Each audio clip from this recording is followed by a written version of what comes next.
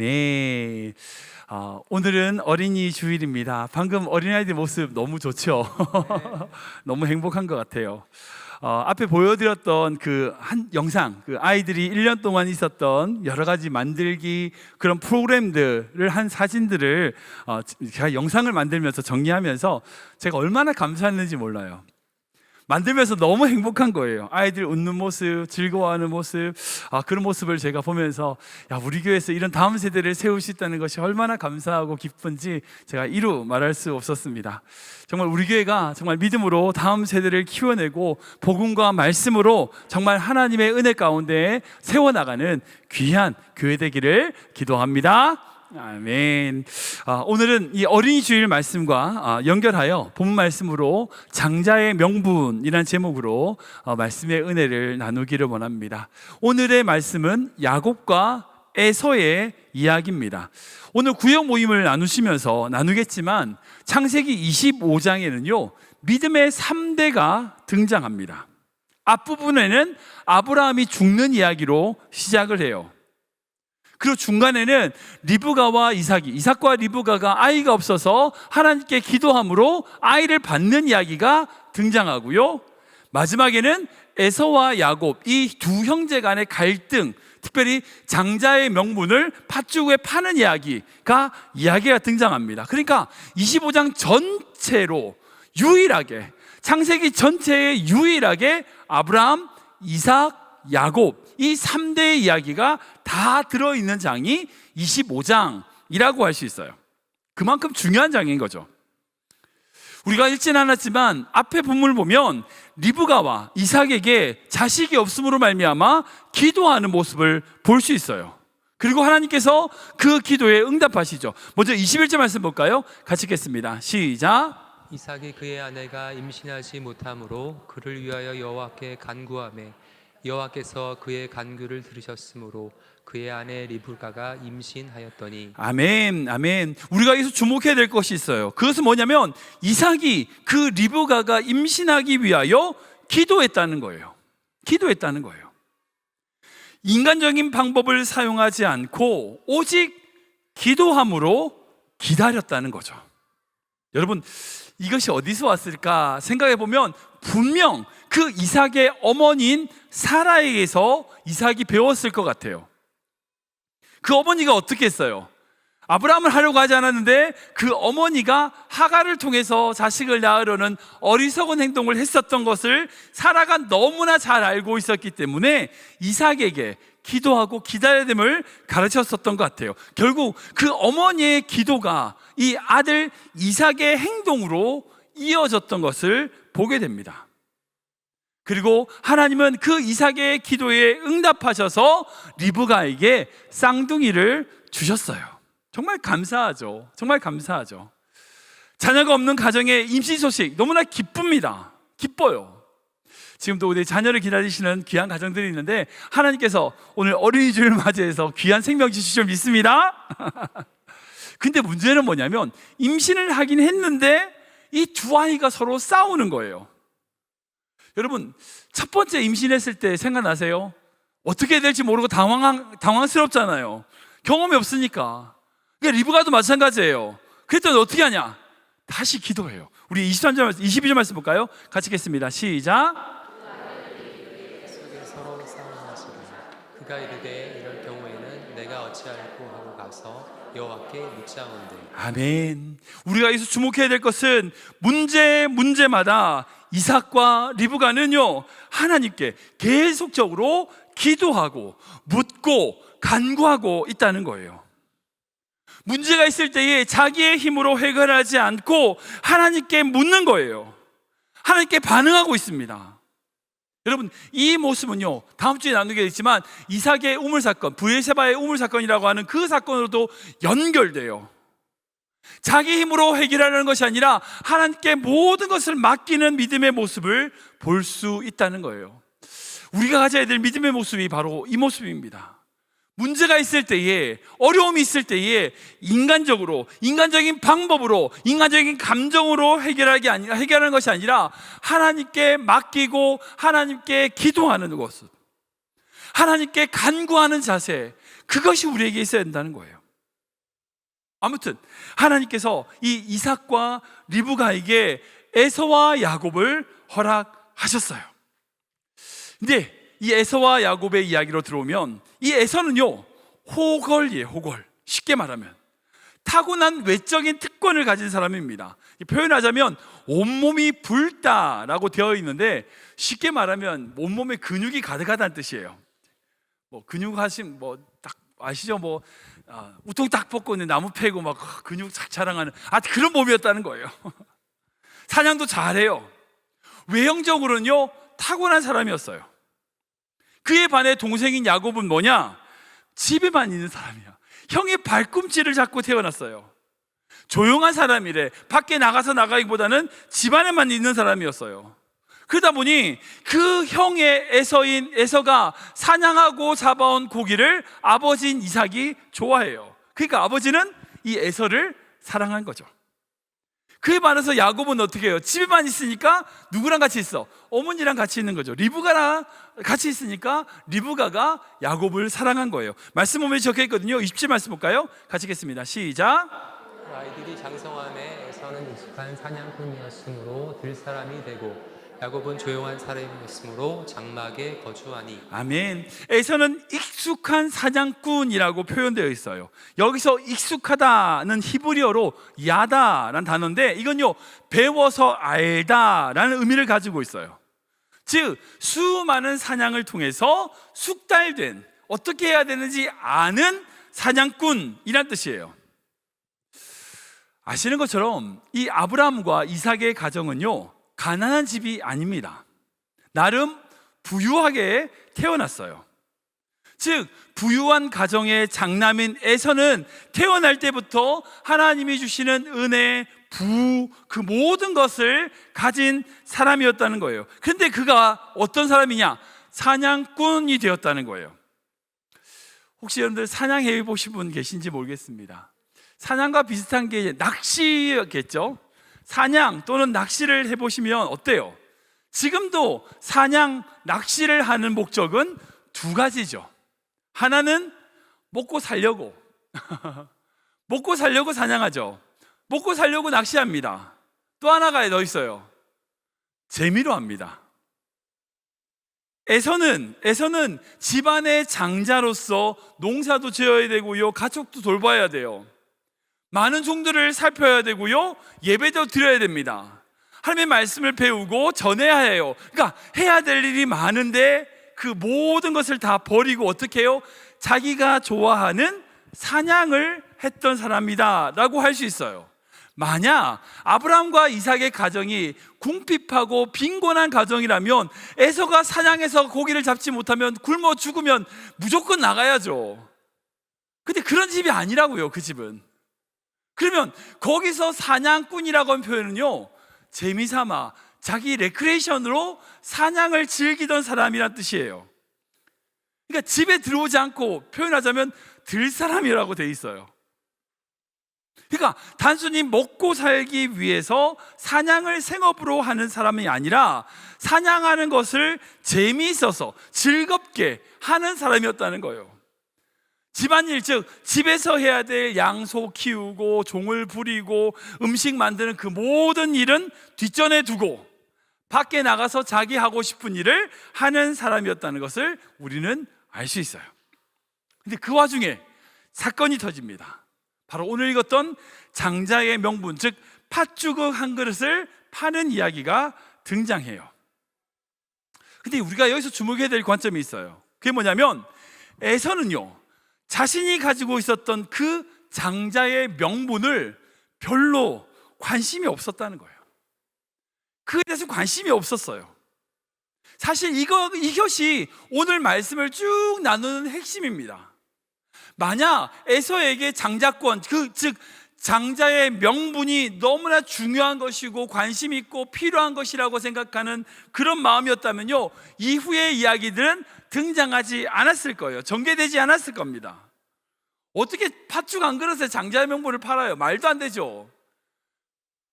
근데 야곱이 그 에서가 배고픈 틈을 타가지고, 솔직히 그건 좀 바람직하지 않죠.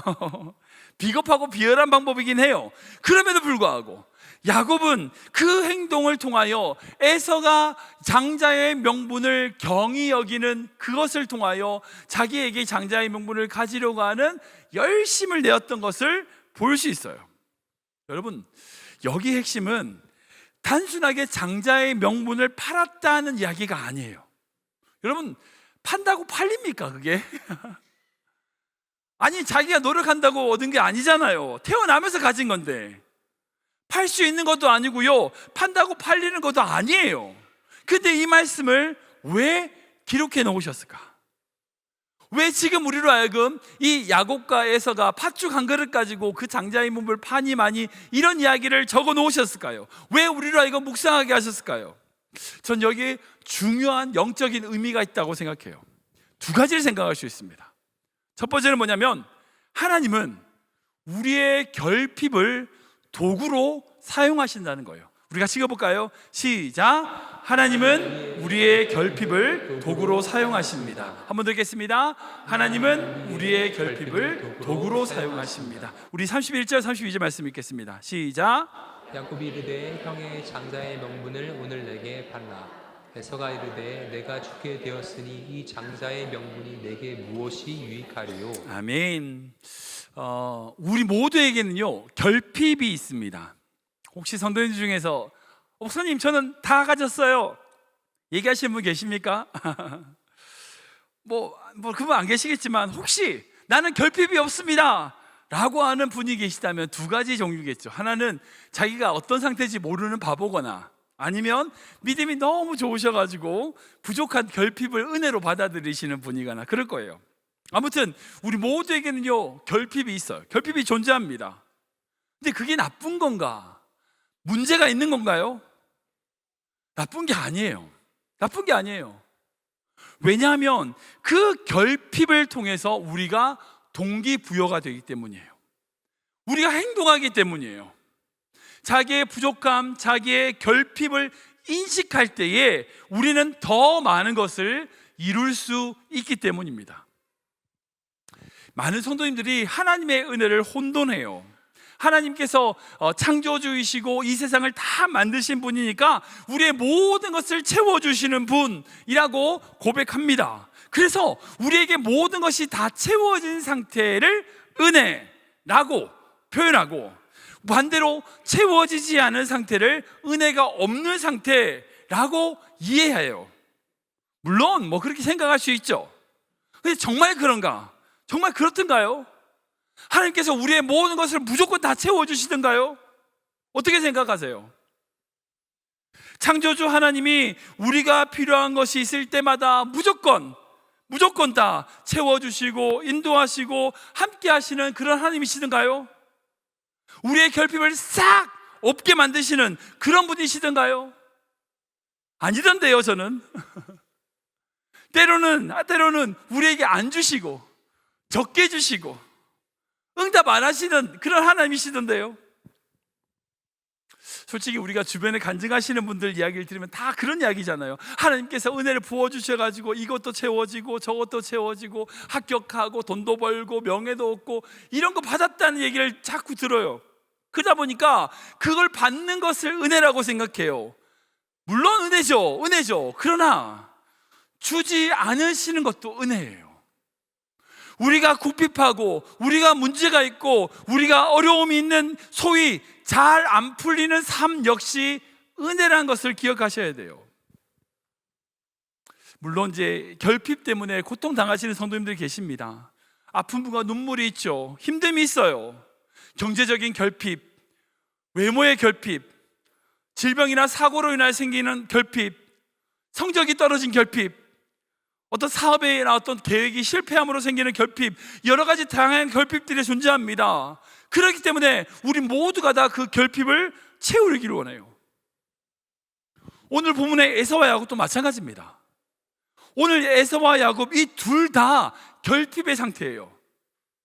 둘 다 유복한 집에 태어나서 나름 잘 살고 있었죠. 자기가 하고 싶은 일을 하고 있었어요. 에서는 사냥하고 그런 기쁨을 누리고 있었어요.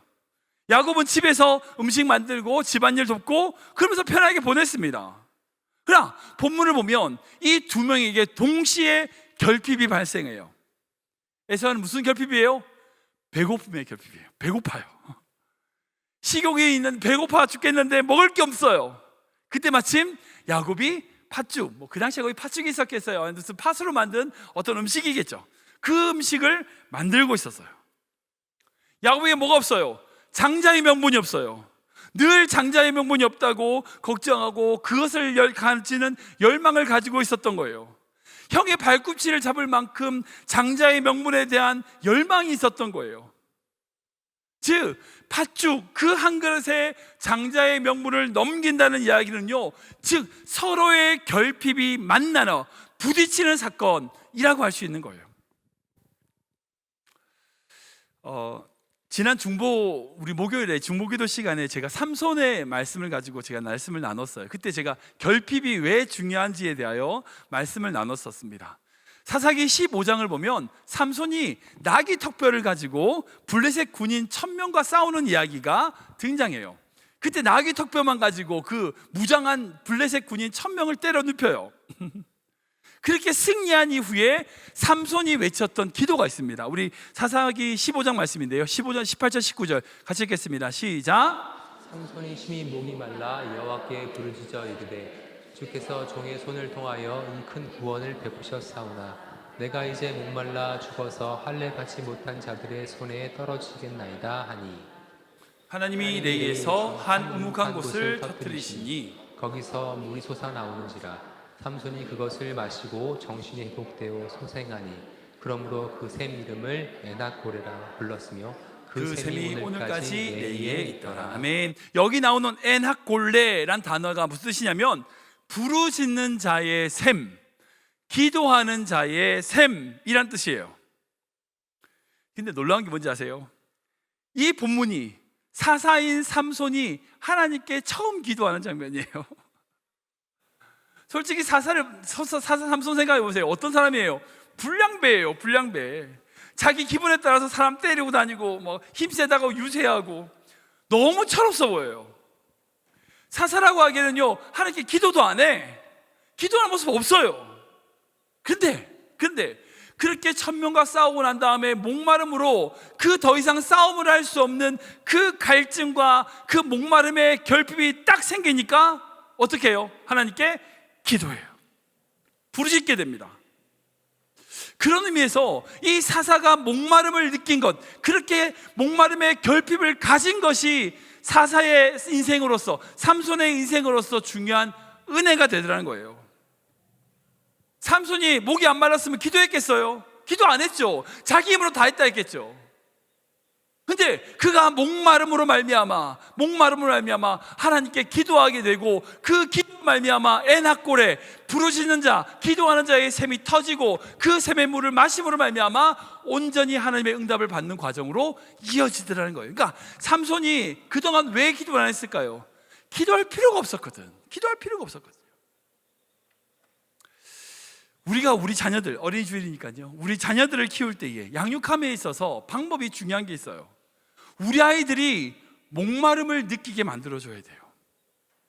이 세상은 어떤지 아세요? 우리 아이들한테 목마름이 없게 만드는 것, 결핍이 없게 만드는 걸 잘 키운다고 생각해요. 아니에요.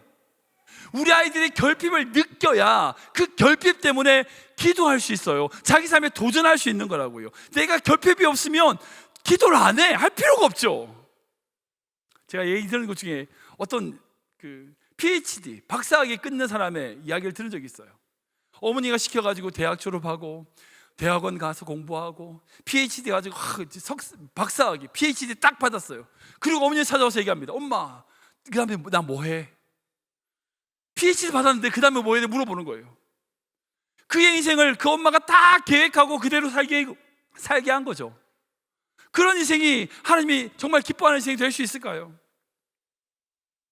내가 목말라 봐야 하나님을 찾게 되는 거예요. 그러니까 우리 자녀들에게 줘야 될 것은 뭐냐면 결핍이에요. 결핍. 자기 힘으로 할 수 없는 그 부족함을 느끼게끔 만들어주는 것이 어찌 보면 우리가 우리 자녀들을 잘 키우는 방법이에요. 그래서 제가 이제 중보기도 시간에 이 말씀을 나눴더니 우리 교회 집사님 중에 한 분이 이제 간증을 해주시는데 제가 인상이 너무 깊었어요. 뭐냐면 이분이 어릴 때 첫째 아이를 키우는데 아이가 3살까지 말을 못한대요. 말을 해야 되잖아요. 근데 말을 안 해요.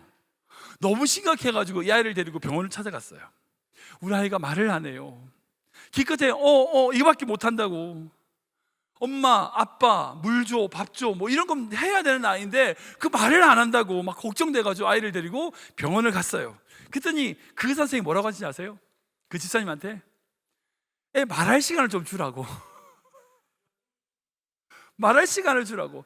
애가 말할 틈이 없는 거예요. 그러니까 애가 하면 엄마가 알아서 물 갖다 주고 빵 갖다 주고 다 해주니까 말할 필요가 없는 거죠. 그러니까 하면 엄마가 다 알아서 해주니까. 그러니까 애가 뭐가 필요한지를 자기 입으로 얘기할 수 있는 시간, 그만큼을 기다려줘야 애가 말이 늘지. 그렇게 기다릴 시간 안 주고 다 해주니까 애가 말할 필요가 없는 거예요. 제가 그 얘기를 들으면서 하나님의 모습이 생각났어요. 여러분 생각해 보세요. 하나님은 우리 필요를 모르실까요?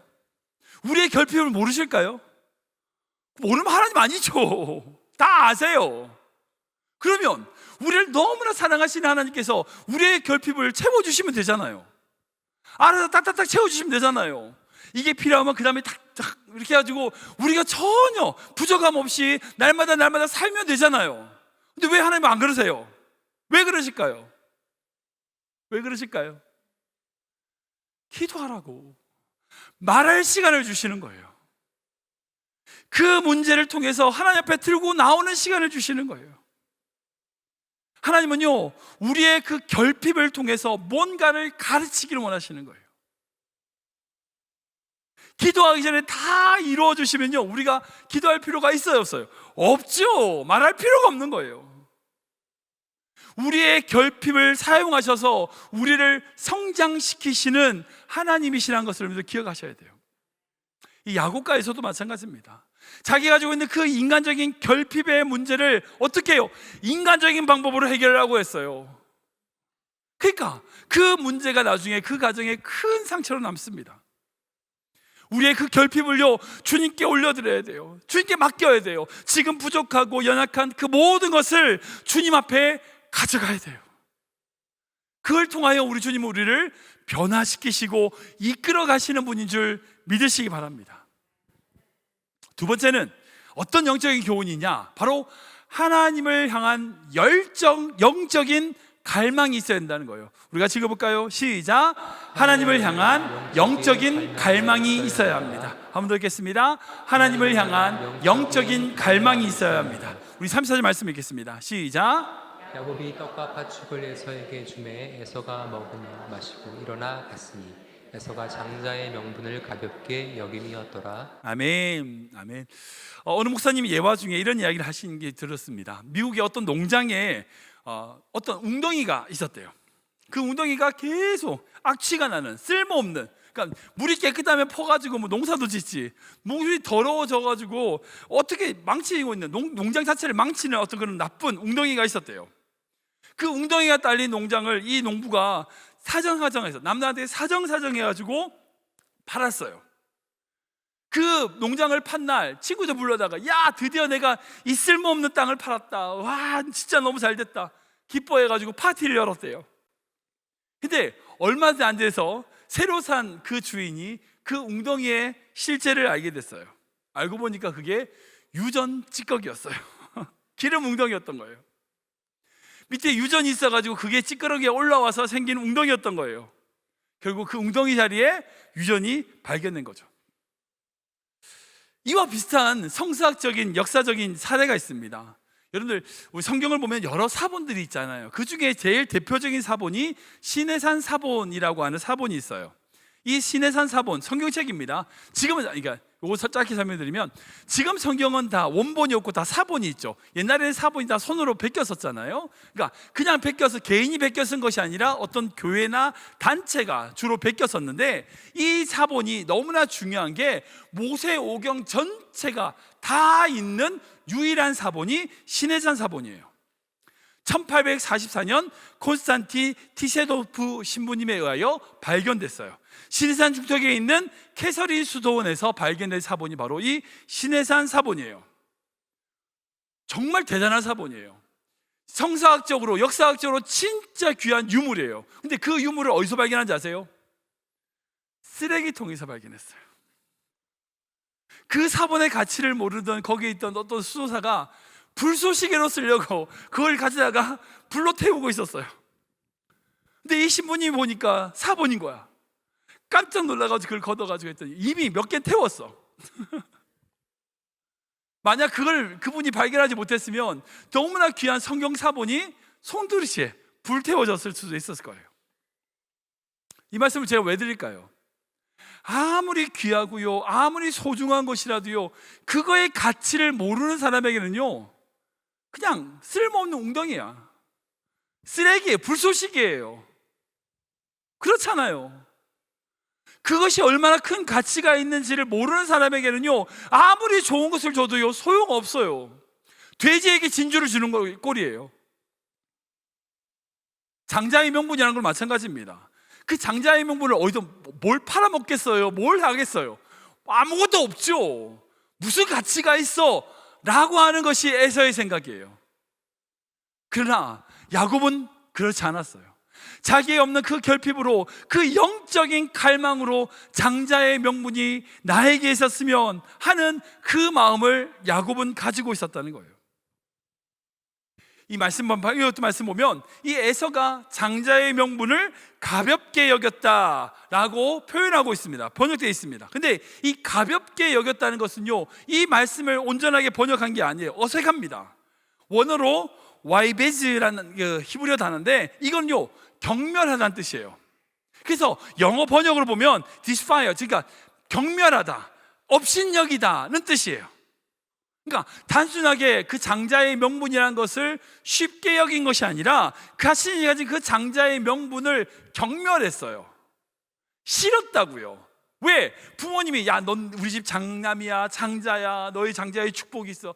귀찮은 거예요. 자기는 산에 나가서 사냥하고 즐겁게 삶을 살아야 되는데 집안에서 장자의 명분이라고 장자라고 자꾸 자기 아버지가 얘기하니까 그게 싫은 거야. 이 에서의 행동에 대하여 히브리서는 이렇게 평가합니다. 우리 히브리서 12장 말씀 볼까요? 같이 읽겠습니다. 시작. 음행하는 자와 한 그릇 음식을 위하여 장자의 명분을 한 에서와 같이 망령된 자가 없도록 살피라. 아멘. 이 말씀은 경고하는 말씀이에요. 음행하는 거 나쁘죠. 근데 그 음행하는 것과 같은 게 뭐냐면 자기에게 있는 그 장자의 명분을 경솔히 대하고 경멸하고 멸시하는 것조차도 같은 뜻이라는 거예요. 같은 행동이라는 거예요. 단순하게 내가 가진 그 장자의 명분을 쉽게 생각한다, 그게 아니라 영적인 죄, 망령이 행하는 것이라고 성경은 평가하고 있습니다. 그에 반해서 야곱은요, 그 장자의 명분에 대한 갈망이 있었어요.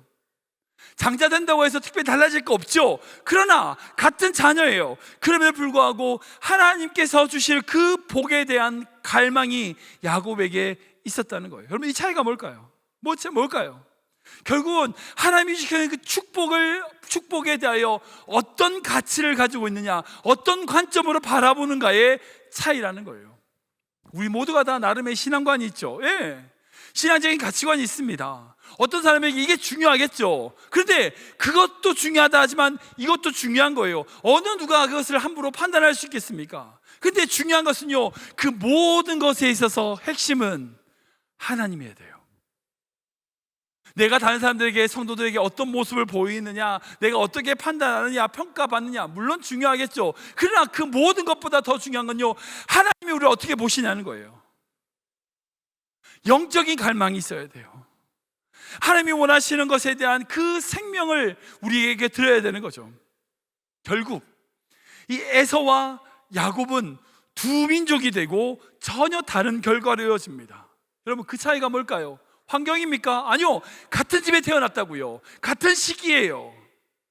실력은 오히려 에서가 더 높아 보여요.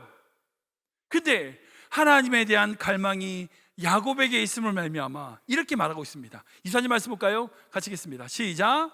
여호와께서 그에게 이르시되 두 국민이 내 태중에 있구나. 두 민족이 내 벽 중에서부터 나누이리라. 이 족속이 저 족속보다 강하겠고 큰 자가 어린 자를 섬기리라 하셨더라. 아멘. 여러분, 이 결과가 어떻게 이어졌을까요? 결국 성경을 보면 야곱은 이스라엘이 되죠. 야곱의 이름이 이스라엘이에요. 이스라엘이 되고 그 이스라엘의 12아들이 12지파가 되어 한 민족을 이루게 됩니다. 그리고 하나님이 선택하신 백성으로 삼게 돼요. 국민으로 삼게 돼요. 결국 하나님을 향한 갈망, 영적인 갈망의 깊이가 이 두 길을 나눈 것을 볼 수 있어요. 솔직히 우리 안에 에서와 야곱 둘 다 있어요. 그죠? 우리가 뭐 늘 야곱처럼 영적인 것만 추구하는, 그렇지 않아요. 세상적인 것도 추구하고 뭐 그래요. 에서의 모습도 있고요, 야곱의 모습도 있어요. 때로는 우리가 영적인 것을 추구하는 모습이 있잖아요. 그러면 여러분들 어떤 길을 걸으시겠어요? 어떤 길을 가시겠어요? 에서의 길을 가시겠어요? 야곱의 길을 가시겠습니까? 저는 우리 모든 선도님들이 정말 바른 영적인 갈망을 가지고 에서의 길이 아닌 야곱의 길을 걸어가는 귀한 복된 선택 되실 주님으로 축원합니다. 말씀을 정리하겠습니다. 우리는 예수님을 믿는 주님의 자녀입니다. 즉 야곱을 꿈꾸는 영적인 장자의 명분을 가진 자들입니다. 우리가 이 얼마나 귀한지 깨달아야 돼요. 함부로 망령되이 생각하면 안 됩니다. 우리에게 주신 복음, 우리에게 주신 은혜 하찮게 생각하면 안 돼요. 목태신앙 하시는 분들이 특히 이제 이런 모습들이 있어요. 내가 목태신앙 태어나가지고 하고 싶은 거 못하고. 절대 그렇지 않아요. 내가 주님 안에 있는 것이 얼마나 큰 것인지 그걸 보셔야 돼요. 그리고 때로는요, 하나님은요, 우리를 훈련시키고 우리를 변화시키기 위하여 결핍이라고 하는 도구를 사용하실 때가 있어요. 응답은 안 하실 때가 있어요. 너무나 조용하세요. 말씀도 없어. 근데 그 기간은요, 우리가 결핍으로 하나님께 나아갈 수 있는 기간인 것을 기억하셔야 돼요. 그걸 통하여 우리를 변화시키실 그 주님의 마음을 여러분들 아셔야 됩니다. 여러분들 어떤 길을 걸으시겠어요? 야곱의 길입니까? 에서의 길입니까? 내가 걸어가는 그 길에서 주님만을 예배하고 부르신 그 자리에서 주님만을 찬양하고 주님만을 갈망하는 삶을 사시기를 주님을 축원합니다. 어디 있든지 어떤 곳에 있든지 주님으로 인하여 어떤 상황이든지 주님만을 바라보며 주님만을 찬양하고 예배하는 믿음의 성도 되시길 주님을 축원합니다. 그 교회가 그런 교회 되기를 기도합니다. 오직 주님을 향한 갈망으로 주님을 예배하는 공동체, 서로를 사랑하고 섬기기에 하나님의 뜻을 이루는 교회, 여러분 우리 교회가 그런 교회 되시길 주님의 이름으로 다시 한번 축복합니다.